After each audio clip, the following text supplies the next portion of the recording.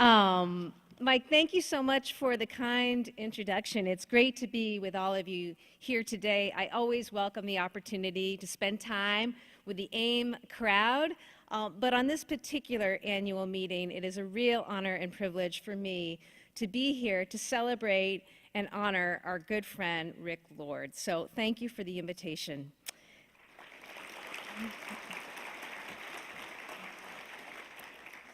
I didn't get the memo. Did you see how Rick had the perfectly matched green tie, picking up the accent? I'm clashing terribly, I know, with everything. But I'm also really thrilled to be able to join in congratulating John Regan as he takes over this leadership position. It's been a terrific opportunity to partner with you and the entire AIM staff these many years that I've been doing this, all told, just 4.5, but it's been fantastic. I also want to thank and acknowledge my partners in government who were mentioned earlier, members of the AIM board and AIM team. Thank you to Dan for your leadership over the years, and congratulations to you, Joanne, as you move forward. Congratulations to Cale and Scarlett. You're from Franklin, Massachusetts, home to the oldest and first public library in the country. That's a pretty cool distinction, where here in Massachusetts we continue to stand for facts and knowledge and enlightenment. And thank you, Cale, for your service to the country.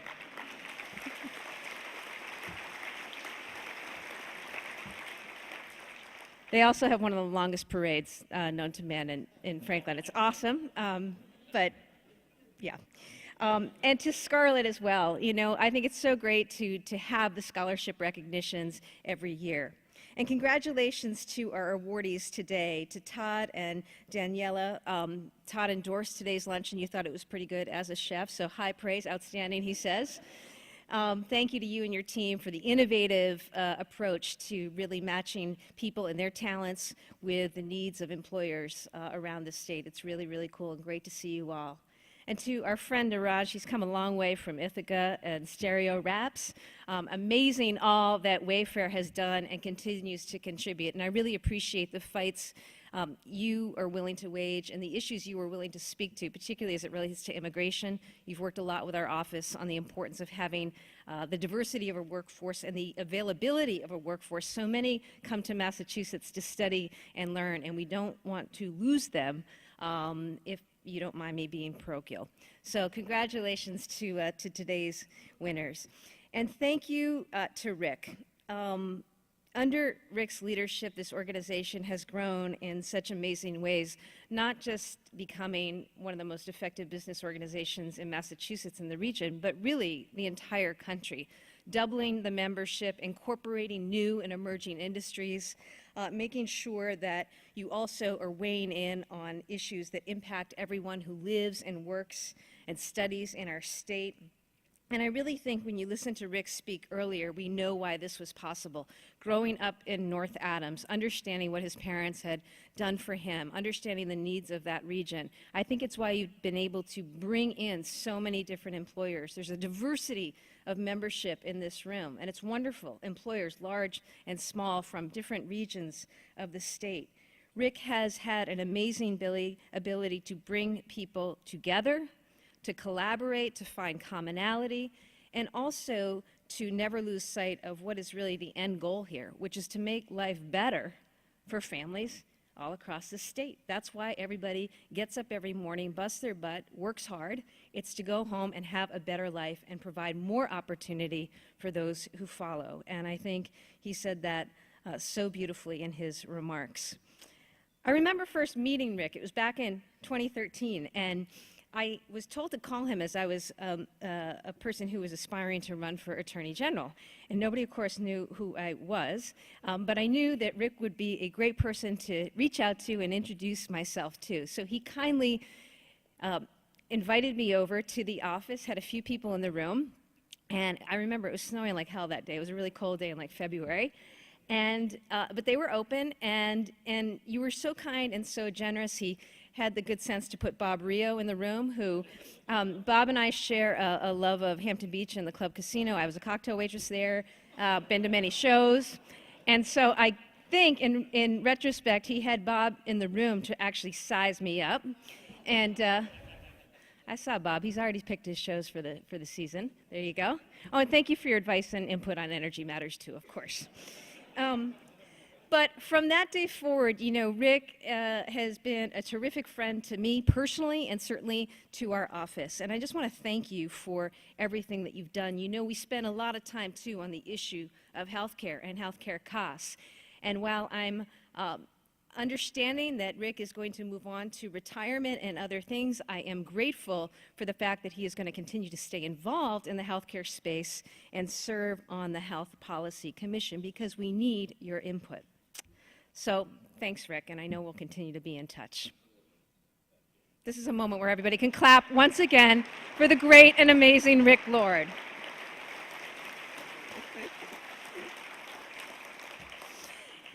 And I don't speak Latin, never took Latin, and I'm certainly not going to attempt to compete with John, except to say that I really appreciate everything that you said. Your goals about social equity, common purpose, keeping pace with the pace of change, being nimble, being able to be really forward-looking. I want you to know that we stay in partnership with you on that, and having worked with you closely over the past 5 years, I look forward to continuing to build on Rick's legacy and the legacy and the tradition of AIM, and wish you all the very best.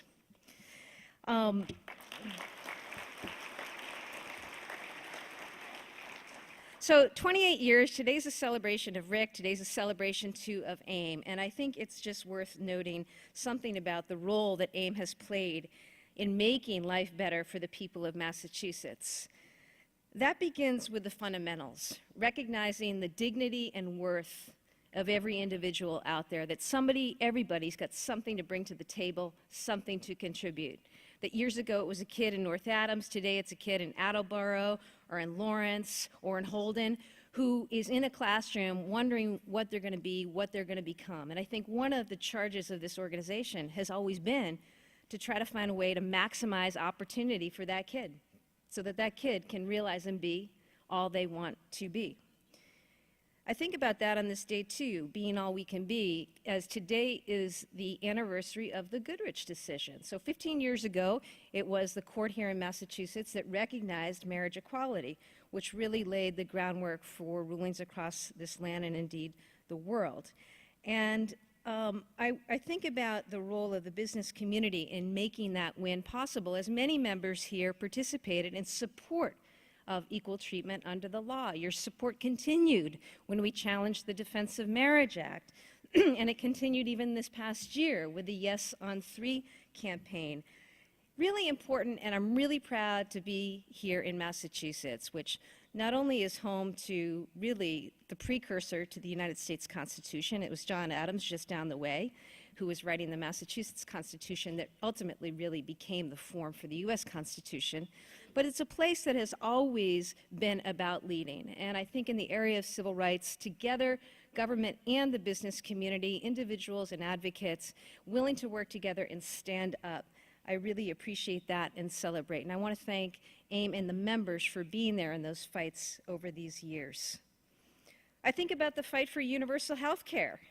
It was Rick and AIM that helped establish for the first time that health care really should be a right and not a privilege. It took years of hard work, lots of deliberation, tough compromises, and honest conversations. But AIM and Rick made that possible, helped to ensure that everyone sat down around the table, rolled up their sleeves, and found a solution that was good. It's the same approach that you took when it came to earned sick time. That may seem in the rear view now. We're now in our 5th year, I think, since the earned sick time law was first passed. But I think it's been a really successful experiment in basic fairness. And it has been successful because of the likes and the participation of employers, the business community, and AIM.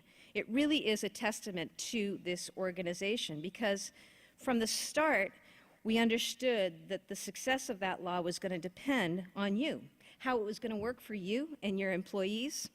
And that's why we worked so closely with AIM, meeting with hundreds of employers, HR directors, payroll managers, and industry representatives to ask them how we come up with regulations and policy to really make this work. And I just want to thank you. It was one of the first things I had to do as Attorney General, and I think we did a really good job working together. So as we celebrate Rick's legacy today and welcome a new president and CEO, it makes sense to me to ask the question, what will the next 20 years of this organization bring and its agenda? And I think John beautifully outlined the principles that will govern AIM.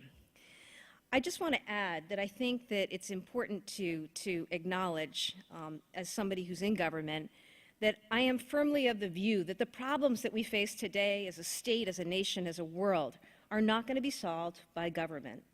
They're going to be solved by all of us working together. And that's one of the things that I think has made Massachusetts great. The ability of business, government, the NGO community, academia to come together and work towards solutions. So I'll close. I'm getting to close. I know we're okay? Okay, just a couple. Here's a few things that are on our radar that I think we can work on together, continue to work on together. Ongoing work to address substance use disorder and behavioral health. It's in all of our families in various forms. We're going to be there continuing to press that issue. I saw Eileen earlier, MTF earlier this year came out with a report detailing that the cost of the opioid crisis alone in 2017 was $15 billion. In lost GDP, social services, not to mention the unaccountable loss of lives and families who are suffering loss, but also are dealing with cycles of addiction. I know that as employers, you see this every day. It will continue to be my team's top priority. Just a few months ago, I secured $4 million from the U.S. Department of Justice to help pay for police officers and wiretaps so we can continue to go after and take down heroin and fentanyl cartels. We've taken tens of millions of those lethal doses off of the streets. That work will continue. We're going to continue a program that I'm proud of, our office's prevention education program, Project HERE. 2 years in, we're in over 300 public middle schools with health and wellness education on these topics, including my latest, vaping, and substance use prevention education. It's free to all schools. If it's not in your district, come see us. Let us know if we can be involved. That work is going to continue. But I think it's also important that we as an office bring accountability and transparency. You've seen that most recently in our suit against Purdue Pharma and the D's and O's, namely the Sackler family. After reviewing millions of pages of documents, it's become quite clear just how far this company and its executives and owners were willing to go to profit. And we're going to make sure that as the facts come to light, we get justice for the families here in our state and accountability from this company. But I think for all of us,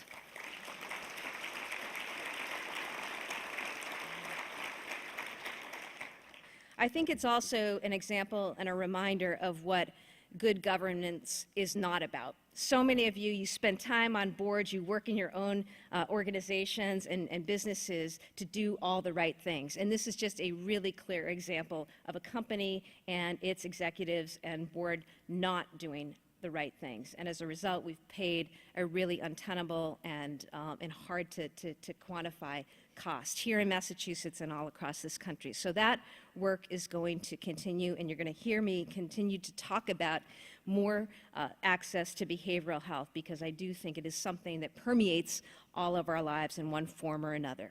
Next is the healthcare market. We're going to work with Rick and HPC, but the stability of our health insurance markets. AIM has spent 20 years leading the way on healthcare, always considering both the impact on your members and on the employees and families that depend on excellent coverage. Our shared goal is to defend what's working while examining what's driving costs. And of course, with news out of the administration and efforts there, we've had to step in as an office. And I tell people I've sued the Trump administration not out of particular dislike or animus. It's because actions taken have direct impact on residents, businesses, and life here in Massachusetts. And so when the president did things to undermine the ACA or threatened to cut off Medicaid or even allow those skinny health insurance plans to come into our state, we stood up and sued with support of many in this room because it was about protecting and defending access to health care. We know the ACA isn't perfect, but if this is undone, as they are trying to do in Texas right now, we've got 2.5 million Massachusetts residents and employees with pre-existing conditions. We've got nearly 400,000 Massachusetts residents who receive coverage through the Medicaid expansion. Our young workers and residents under 26 are now covered under parents' health plans. This is the stuff we've got to protect and protect against efforts to undermine. I can't help myself but make a comment about Alabama and what's happening in some of the state legislatures across this country. We have seen over the last 10 years, but really stepped up in the last couple, and most recently the last couple of weeks, efforts to further undermine the basic right of privacy, autonomy that women are supposed to enjoy under the Constitution. And I am particularly upset about this, incensed about this, and I ask you to do and feel the same. It matters what's happening.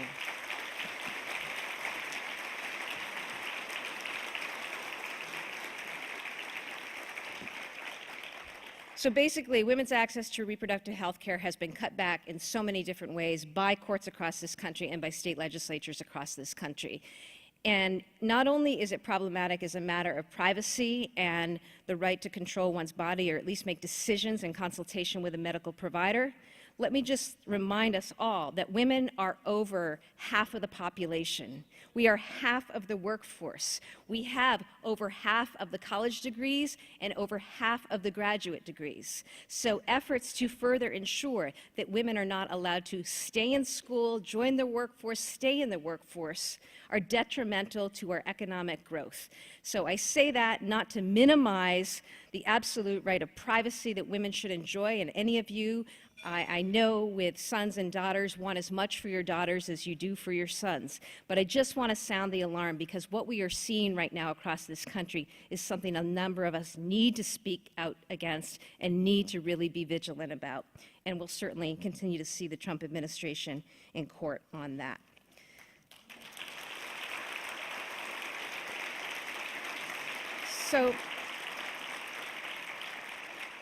And finally, I just want to say one word about something that really is an opportunity, has been an opportunity here in Massachusetts, and that is our clean energy economy. We have 100,000 plus clean energy jobs here in Massachusetts. That's twice as many jobs as coal jobs in the entire country, and it represents an $11 billion industry. Shares of sustainable energy companies are soaring.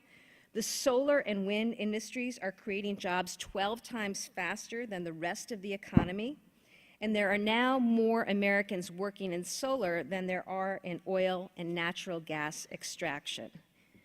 Clean energy is also increasingly the cheapest energy choice for your businesses. Last year here, for the first time ever, so many homes were being powered by rooftop solar that our electric needs were lower during the day than in the middle of the night. As a result, wholesale prices plunged from 6 or 7 cents an hour to 0. So just think about the implications for your businesses and your bottom line as prices continue to drop. And just look at the state's recent issuance of the latest RFP for offshore wind. This industry is maturing faster than almost anyone expected, and our investments are paying off for our economy and your bottom lines. Our goal is to be the national leader in Atlantic offshore wind, including through our port in New Bedford, and we need to double down on clean energy jobs, economic development, and renewable energy for our state. We're going to continue to work and be in conversation with you on that.